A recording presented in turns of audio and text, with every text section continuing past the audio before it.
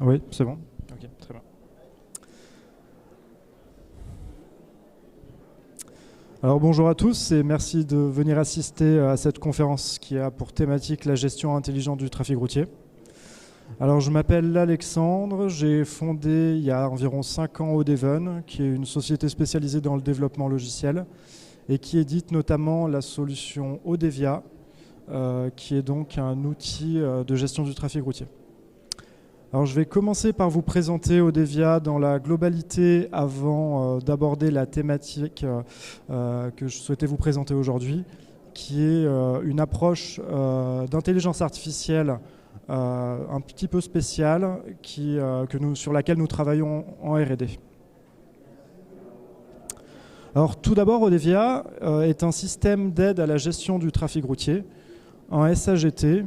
C'est donc finalement un logiciel qui se destine aux gestionnaires des réseaux routiers pour les accompagner dans leur mission.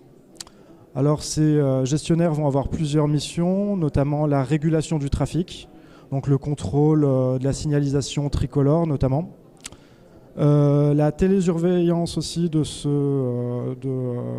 cette infrastructure, avec la possibilité de relever les défauts rencontrés par les automates qui vont gérer l'infrastructure tricolore. Mais également l'acquisition de données, que ce soit notamment des données de trafic, en vue de réaliser des études et de mieux comprendre quelle est la dynamique de la circulation de la ville.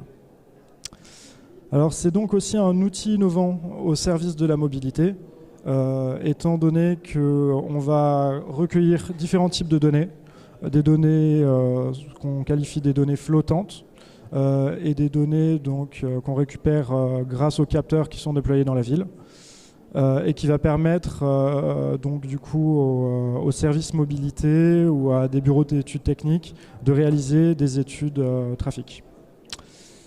On voit également Odevia comme une plateforme Smart City modulaire. Aujourd'hui, on prend en charge notamment le contrôle des panneaux à messages variables et des bornes escamotables. Et il y a cette volonté d'aller vers la couverture d'autres usages, notamment l'éclairage public. Alors techniquement, Odevia, c'est donc une plateforme développée avec des technologies web, qui est disponible soit on-premise, soit en version SaaS, qui a la particularité, comme je vous le disais tout à l'heure, d'utiliser des données flottantes.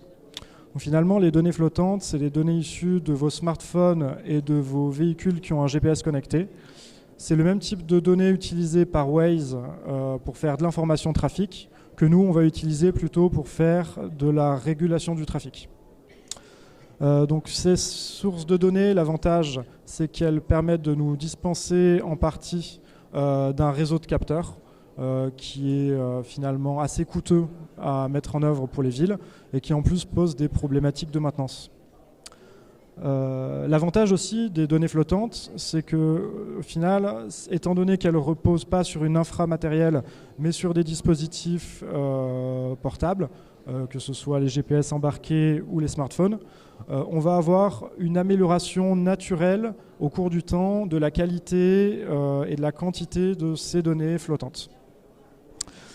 Autre innovation d'Odevia, on va pouvoir, grâce à ce qu'on appelle la Traffic Box, facilement pouvoir connecter son infrastructure SLT compatible Diazer, qui est une norme obligatoire aujourd'hui en régulation du trafic, avec un boîtier qui va finalement être à l'initiative d'une communication temps réel sécurisée entre l'automate et le superviseur, du coup, la plateforme Odevia. Donc finalement, Odevia couvre plusieurs objectifs, notamment mieux comprendre le trafic, maîtriser son infrastructure, notamment dans la dimension maintenance, suivi, état de fonctionnement, et enfin, bien sûr, adapter l'offre de trafic afin de fluidifier au bon endroit, au bon moment, et au bon moment, selon la politique mobilité, circulation de la ville. Alors après, voilà, le déroulement d'une installation assez classique, je ne vais pas forcément m'étendre. Alors à quoi ça ressemble concrètement? On a un dashboard sur lequel les gestionnaires vont retrouver différents éléments, différents objets. Donc on a l'objet carrefour à feu, les objets bornes escamotables, les objets panneaux à messages variables et des tronçons que vous pouvez voir colorés selon la charge de trafic. Donc voilà, on va voir après différentes fonctionnalités autour de la data. Vous pouvez nous retrouver sur le stand pour une présentation complète du logiciel. Voilà, donc en parallèle de développement et de la commercialisation de Devia, mon équipe s'est intéressée à l'utilisation de l'IA, de l'intelligence artificielle, en vue de démocratiser la route intelligente. Et donc c'est un projet qu'on a baptisé SmartWay et qui vise notamment à exploiter le reinforcement learning, qui est une approche d'IA un petit peu particulière, en vue d'entraîner et de surtout industrialiser des algos qui permettent de démocratiser une régulation du trafic performante et adaptée aux besoins de la ville. Alors aujourd'hui, l'IA, c'est une thématique qui revient pas mal à la mode avec les IA génératives. Vous avez certainement entendu parler de ChatGPT, de Midjourney, etc. Alors là, on est avec le reinforcement learning sur des types d'IA un petit peu différentes. Alors on va retrouver les mêmes artefacts techniques. On va avoir notamment l'utilisation de réseaux de neurones. Par contre, c'est là où ce type d'IA diffère, c'est dans la façon dont on les entraîne. Alors, comment se passe l'apprentissage par renforcement ? Le principe, c'est qu'on va avoir une IA qui est capable d'apprendre à partir d'un environnement. Donc, est-ce que vous connaissez le jeu Pong ? Est-ce que ça vous parle ?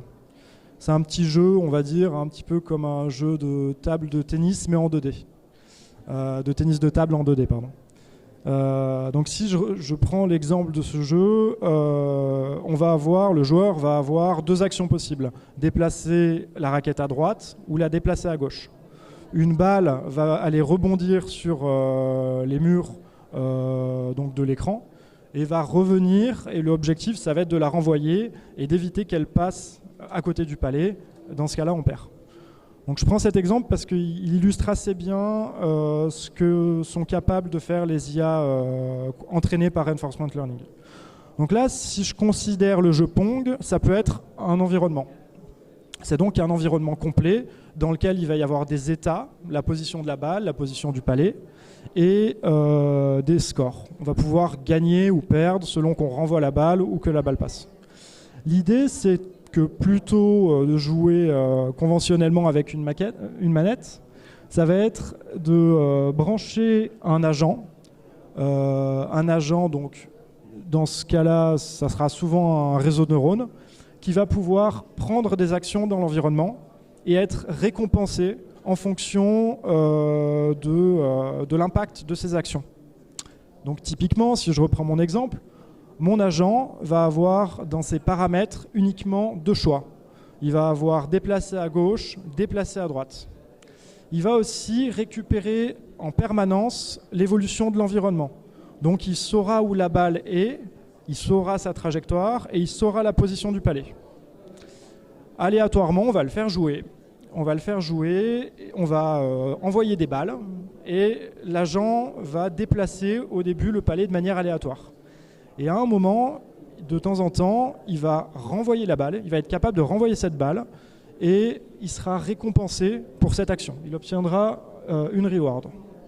Et comme ça, de proche en proche, en récompensant, alors c'est un concept, hein, ça se traduit par mathématiquement améliorer les paramètres du réseau de neurones pour l'inciter dans ce comportement, mais du coup c'est bien la notion de reward. À force de prendre des actions dans son environnement, l'agent va apprendre à le contrôler en vue d'optimiser un paramètre. Donc là, le paramètre qu'on souhaite optimiser, c'est le score, tout simplement. Et donc l'agent, si on le récompense à renvoyer la balle, il va petit à petit apprendre à mieux contrôler le palais pour renvoyer la balle. Et c'est notamment ce type d'approche qui ont permis d'entraîner une IA qui est capable de battre le meilleur joueur de Go. Vous avez peut-être entendu parler de cette IA. Il y a 4-5 ans à peu près, ça avait fait beaucoup de bruit. C'était l'équipe de DeepMind qui avait réussi à entraîner une IA capable de battre un joueur de Go.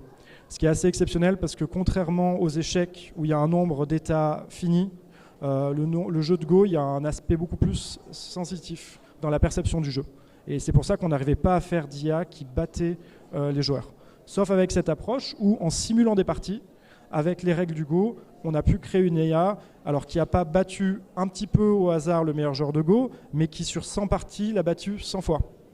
Et en abordant des techniques originales de jeu que les meilleurs joueurs de Go n'avaient jamais explorées.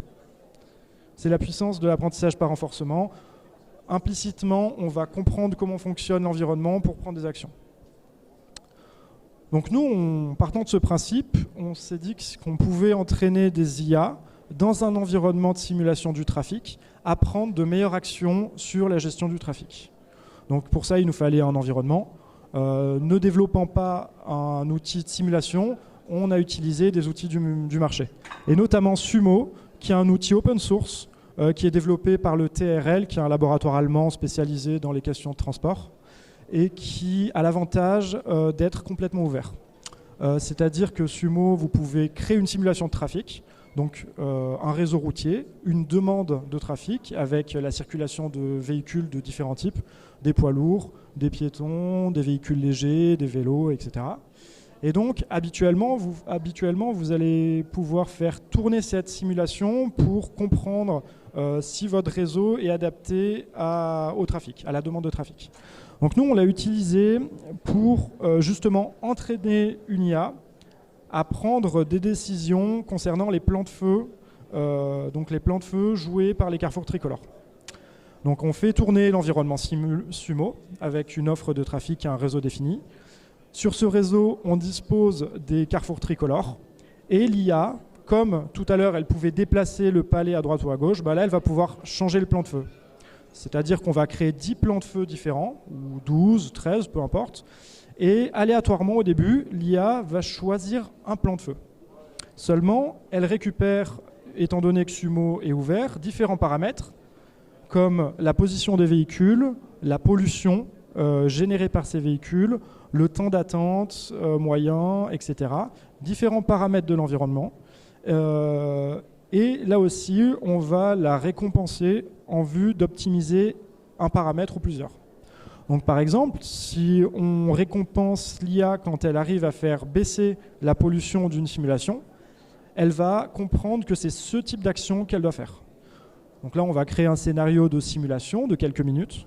Elle va le jouer plusieurs fois et à chaque fois, elle va prendre des décisions différentes. Elle va choisir pour le carrefour C0 le plan de feu numéro 3, pour le carrefour C1 le plan de feu numéro 2, pour le carrefour C3 le plan de feu numéro 6, et elle va apprendre comme ça, en ayant le feedback de la pollution, si elle a réussi à optimiser le trafic par rapport à d'autres paramètres. Donc on va simuler plusieurs offres de trafic, les heures de pointe du matin, les heures de pointe du soir, la circulation classique ou la circulation par exemple du week-end, etc., d'une ville. Et comme ça, l'IA va réussir à trouver finalement, à partir de cet environnement, par la répétition constante de simulation, à optimiser le paramètre, notamment pollution. Est-ce que ça va? Oui. Ça peut être un autre paramètre comme le temps d'attente des véhicules au feu rouge. Et généralement, ce qui est intéressant, c'est qu'en faisant des simulations Sumo, en ressortant ces datas-là de l'outil de simulation, on se rend compte que la pollution, le temps d'attente, la vitesse libre sur le réseau sont assez bien corrélés. Donc fluidifier le trafic, en tout cas éviter une situation de surcongestion, ça permet aussi de réduire la pollution. Alors aujourd'hui, nous finalement, on a éprouvé ce concept en laboratoire, en faisant des simulations, en apprenant notre IA à gérer le trafic. Aujourd'hui, on souhaiterait aller vers l'industrialisation de cette solution. C'est-à-dire remplacer la brique décisionnelle actuelle d'Odevia par cette approche en allant vers ce qu'on appelle un système multi-agent, où cette fois-ci, les agents collaborent les uns les autres en vue d'améliorer encore une fois un paramètre, et là notamment fluidifier le trafic routier. On a des contacts avec des laboratoires, notamment en région clermontoise, la région où est implanté Odevan. Aujourd'hui, on cherche également éventuellement un territoire, des partenaires industriels, des sociétés du coup qui sont spécialisées dans l'infra, pour aller faire un projet pilote d'industrialisation de l'intelligence artificielle SmartWay IA. Je vous remercie et n'hésitez pas si vous avez des questions.